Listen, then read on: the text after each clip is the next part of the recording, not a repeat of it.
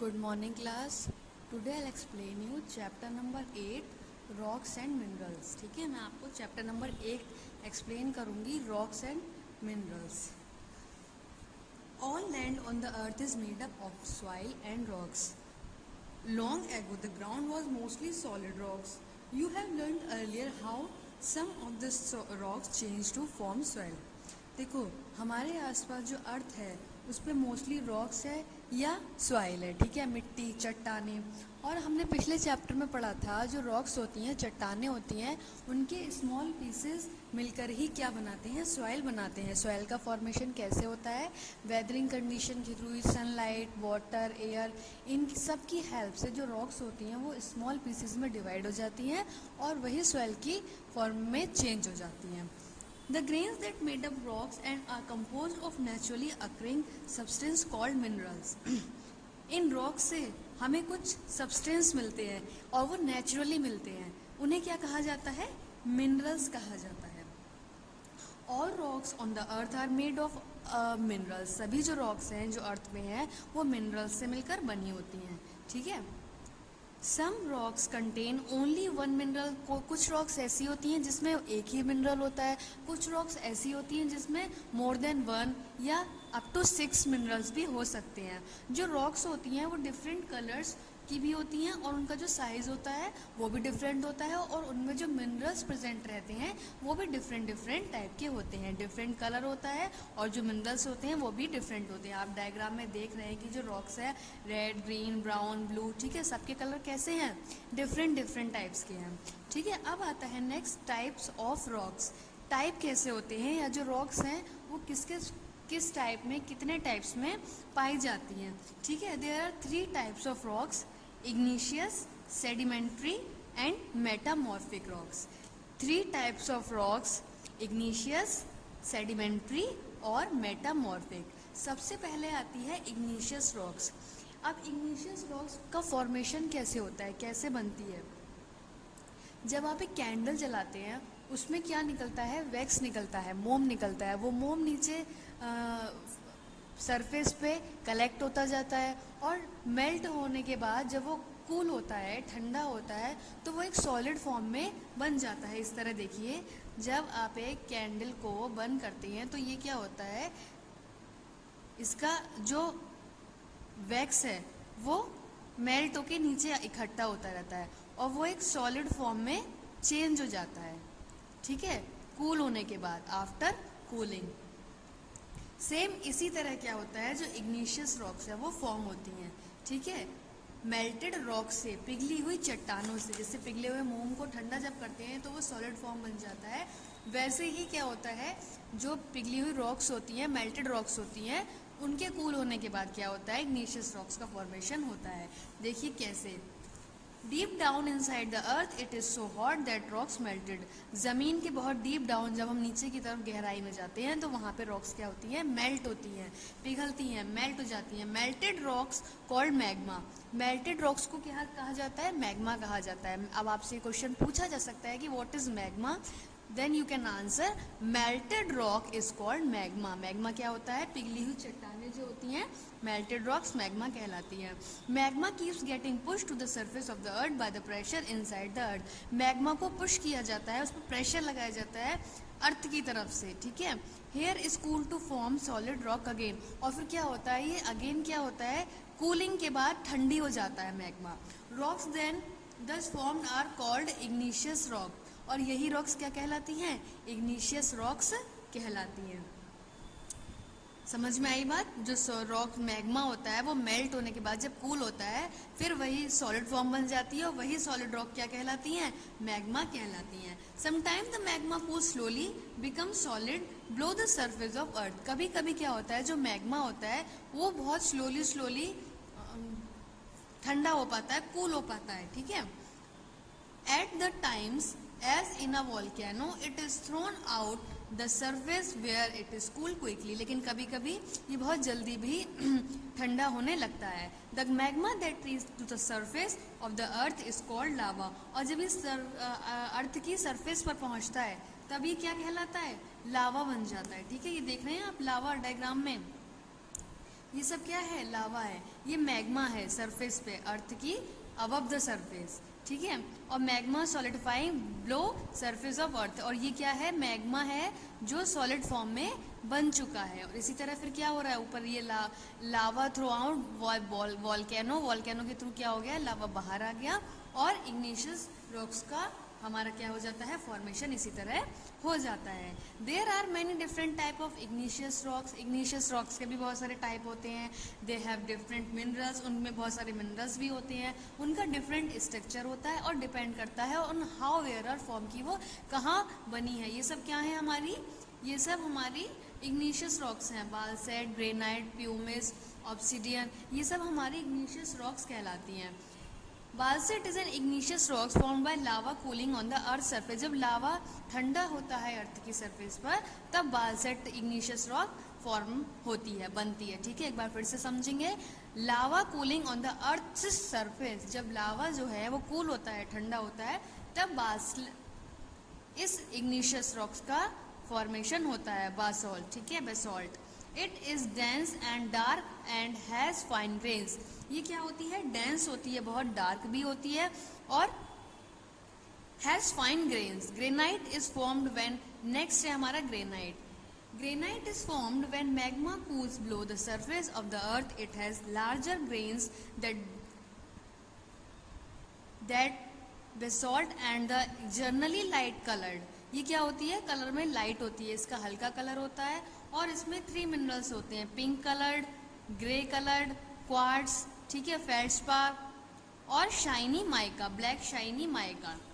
Granite is pink और grey depending upon the amount of feldspar in it. जो granite होती है वो डिपेंड करती है अमाउंट पे, कि फेल्डस्पार का जो अमाउंट है, उसकी जो मात्रा है वो कितनी है, ठीक है। बहुत हार्ड होती है, और इसका जो यूज़ है वो स्टैचू या बिल्डिंग्स बनाने में किया जाता है, ठीक।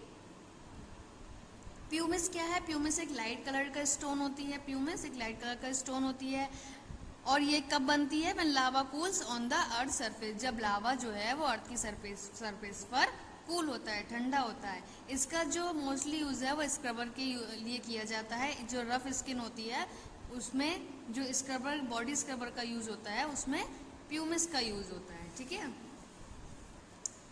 ऑब्सिडाइन is also known as nature's glass. इसे नेचर्स ग्लास भी कहा जाता है, क्योंकि इसका जो अपीयरेंस है वो कैसा है, ग्लासी है, थोड़ा कांच की तरह, ठीक। ये कब प्रोड्यूस होता है, when the high amount of silica cools rapidly and solidified without time of crystal growth. जब बहुत हाई अमाउंट में जो सिलिका है वो कूल होती है, ठंडी होती है, तब ऑब्सिडाइन हमारी जो है वो फॉर्म होती है, बनती है, ठीक है। और इसका यूज़ किया जाता है सर्जिकल ब्लेड्स बनाने के लिए। कुछ सर्जिकल ब्लेड्स होते हैं, उनको बनाने के लिए इसका यूज़ किया जाता है। नेक्स्ट आता है सेंडिमेंट्री रॉक्स। सेंडिमेंट्री रॉक्स कौन सी होती हैं? You have learned that erosion causes soil and small pieces of rock to be swept into rivers, lakes and sea. They sink to a bottom of settle in layers called sedimental. सी sedimentary rocks कौन सी होती हैं? देखो, जो nature है वो उसमें कुछ ऐसे सब्सटेंस होते हैं जिनके द्वारा कुछ छोटी छोटी रॉक्स होती हैं, फॉर्मेशन उनके होने के बाद, उन छोटी छोटी रॉक्स का फॉर्मेशन होने के बाद वो एक किसी प्लेस पर जाके जमा हो जाती हैं। बाद में उनमें कुछ केमिकल रिएक्शंस होते हैं या कुछ ऐसे कॉजेज़ होते हैं, कुछ ऐसे कारण होते हैं, जैसे कि हमारा एरोसिन हो गया, ठीक है, सॉइल एरोसिन हो गया। तो इनके हेल्प से क्या होता है, जो रॉक्स होती हैं वो लेयर में एक सॉलिड रॉक में चेंज हो जाती हैं, जिन्हें सेडिमेंट्री रॉक्स कहा जाता है। एक बार फिर से समझिए, सेडिमेंट्री रॉक्स कौन सी होती हैं। देखो यहाँ लिखा भी है, as more as layers settle on top. जैसे जैसे क्या होता है, जब छोटी छोटी रॉक्स जो हैं वो एक प्लेस पर जमा हो जाती हैं, बाद में कुछ कॉजेज़ या कुछ केमिकल रिएक्शंस उनमें जब होती हैं तो वो सॉलिड रॉक में चेंज हो जाती हैं और लेयर बनाती हैं, ठीक है। वही क्या कहलाती हैं, हमारी सेडिमेंट्री रॉक्स कहलाती हैं। Sedimentary rocks are made of lots of other rocks and even remain of animal all stuck together. और जो हमारा सेडिमेंट्री रॉक है उसमें क्या होते हैं, जो वनस्पति होती हैं यानी कि प्लांट्स होते हैं, और जो एनिमल्स होते हैं, जीव जंतु होते हैं, उनके भी जीवाश्म पाए जाते हैं, ठीक है। अब टाइप्स क्या होती हैं, कौन कौन सी कुछ कॉमन सेडिमेंट्री रॉक्स होती हैं, जैसे कि सैंडस्टोन, कैंग्लोमेरेट और शेल, लाइमस्टोन। ठीक है, तो सबसे पहला आता है sandstone. Sandstone is formed when grain of some sand become cemented together by other minerals. Sand contain a mineral called quartz. इसमें क्या होता है, एक मिनरल पाया जाता है जिसे क्वार्ट्स कहा जाता है, और सिलिका और कैल्साइट भी होते हैं इसमें, और ये यूज़ होता है मोस्टली बिल्डिंग्स बनाने में। ठीक है, और जो हमारा रेड फोर्ट है और हमारी जो कुतुब मीनार है दिल्ली में, ठीक है, ये सैंडस्टोन की ही बनाई गई है। और जो हमारा आगरा फोर्ट है, आगरा का किला है, वो भी सैंडस्टोन से बना हुआ है। नेक्स्ट आता है कॉन्ग्लोमेरेट। ये क्या है, सॉलिड मास होता है पेबल्स का कुछ, जिसे सीमेंटेड टुगेदर बाय मिनरल्स, कुछ सीमेंट्स मिनरल से मिलकर ये बना होता है। फिर आती है शेल। शेल एक स्मूथ रॉक होती है जो मेनली बनी होती है क्ले की। ठीक है, it is use to make tile और ब्रिक्स, और इसका यूज़ किया जाता है टाइल्स बनाने में या ब्रिक्स बनाने में। ठीक है, नेक्स्ट है limestone. Limestones are formed from animal and plants remains. Chalk जो आती है वो हमारी लाइमस्टोन में आती है। It is made of from the shells and the skeleton of minerals of tiny sea creature. कुछ छोटे छोटे सी क्रिएचर्स होते हैं, उनकी शेल्स या उनके स्केल्टन की हेल्प से ये बनी होती है। When the animal died their shell fell to the sea bed and build up the thick sediment of chalk. जब कुछ एनिमल्स डेड हो जाते हैं, उनकी शेल जो होती है वो सी में मिल जाती है, फिर बाद में वो मिलकर क्या बनाती हैं, लाइमस्टोन या चॉक बनाते हैं। लाइमस्टोन हमारी जो रॉक है, ये सेडिमेंटल रॉक, ठीक है, इसको बनाने में हेल्प करते हैं। Limestone is use to making cement and bricks. और लाइमस्टोन का यूज सीमेंट और ब्रिक्स बनाने के लिए भी किया जाता है। देख रहे हैं आप, ये शेल है इसकी, एक सी क्रिएचर है ये। Sedimentary rock from an layer over million of years. Sedimentary rock जो है वो बहुत सालों पहले की जो कुछ लेयर्स होती हैं, जो हमारी पुरानी हो चुकी होती हैं रॉक्स की, उनसे मिलकर बने होती हैं। Sometimes trace of animal and plants called fossils are also found in them. कुछ फॉसिल्स होते हैं जैसे कि एनिमल और प्लांट्स के, ठीक है, कुछ डेड ऑर्गेनिजम्स होते हैं वो सेडिमेंट्री में मिले होते हैं। Scientist study the layer of fossils to find out about the condition on the earth millions of years ago. Next आता है हमारा metamorphic rocks. Metamorphic rocks. Heat and pressure below the surface of the earth can bring about changes in the minerals of igneous and sedimentary rocks. अर्थ की surface के नीचे heat और pressure के कारण कुछ चेंजेस होते हैं, ठीक है, जिनसे क्या होता है, new types of rocks are form. कुछ न्यू टाइप्स की जो रॉक्स हैं वो बनती हैं। This process is called metamorphosis which means change. ये प्रोसेस जो है वो क्या कहलाता है, मेटामॉर्फोसिस कहलाता है, जिसका मतलब होता है change. The change rocks are known as metamorphic rocks. और इन चेंज के बाद जो रॉक्स बनती हैं उन्हें मेटामॉर्फिक रॉक्स कहा जाता है। Metamorphism make rock tough. और ये हमारी रॉक्स को कैसा बनाती हैं, टफ बनाती हैं। स्लेट और मार्बल जो है वो मेटामॉर्फिक रॉक्स के एग्जाम्पल हैं। स्लेट का यूज़ मोस्टली किया जाता है स्लैंटिंग रूफ्स बनाने के लिए बिल्डिंग्स की। और जो मार्बल है वो that is a white marble, ठीक है। जो ताजमहल है is made of white marble. जो ताजमहल है हमारा वो वाइट मार्बल का ही बना हुआ है। नीज़ क्या होता है, नीज़ ग्रेनाइट मार्बल से, ग्रेनाइट पत्थर से बना होता है। और ये कब बनता है, during the process of metamorphosis. The minerals within it separate to form bands which can be seen separately. इसे हम सेपरेटली अलग अलग देख सकते हैं। क्वार्टसाइट्स क्या होती हैं, एक हार्ड रॉक होती है जो बनती है मेटामॉर्फोसिस ऑफ सैंडस्टोन की ज़रिए। नेक्स्ट आते हैं मिनरल्स। मिनरल्स क्या होते हैं, if you carefully absorb a rock under a magnifying glass you will see that is made up of small grains. कुछ स्मॉल ग्रेन्स से मिलकर हमारी रॉक्स बनी होती है जिन्हें मिनरल्स कहा जाता है। ईच रॉक में हैव वन और more minerals of different colour. हर डिफरेंट टाइप ऑफ रॉक्स में डिफरेंट टाइप ऑफ मिनरल्स होते हैं और उनके डिफरेंट डिफरेंट कलर्स भी होते हैं। We can say that minerals are the building blocks of rock. हम कह सकते हैं कि जो हमारे मिनरल्स हैं वो हमारी रॉक के बिल्डिंग ब्लॉक्स हैं। Minerals are solid substance and contain several important substance. Mineral जो होते हैं वो सॉलिड फॉर्म में होते हैं और उनमें कुछ इंपॉर्टेंट सब्सटेंस भी ऐड होते हैं। अब आते हैं कुछ मेटेलिक मिनरल्स। मेटेलिक मिनरल्स कौन से होते हैं? जैसे कि जो हमारी मेटल होती हैं, गोल्ड है, आयरन नेल्स है, कॉपर वायर है, ठीक है, तो ये क्या है? हमारी मेटेलिक मिनरल्स हैं। Metallic minerals contains metals such as gold, iron, aluminium and copper. इन टाइप की जो मिनरल मेटल होते हैं उसमें प्रेजेंट रहते हैं। Such minerals are called ores, और ये क्या कहलाते हैं? ओरस कहलाते हैं। The minerals deposit are mined to obtain the ores and the metal are extracted from their ores.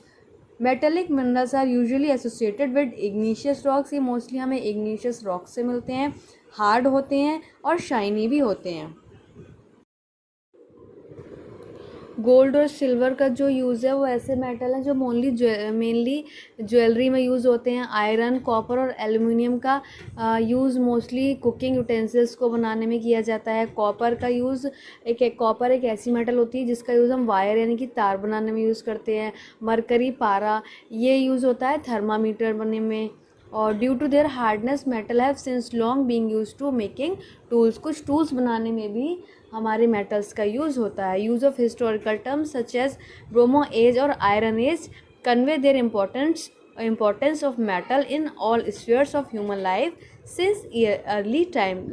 पहले के टाइम में भी मोस्टली क्या होता था, जो आयरन होता था, लोहा, वो ऐसा मेटल होता था जो बहुत इंपॉर्टेंट माना जाता था और ह्यूमन लाइफ में उसने काफ़ी अपना कंट्रीब्यूशन भी दिया है।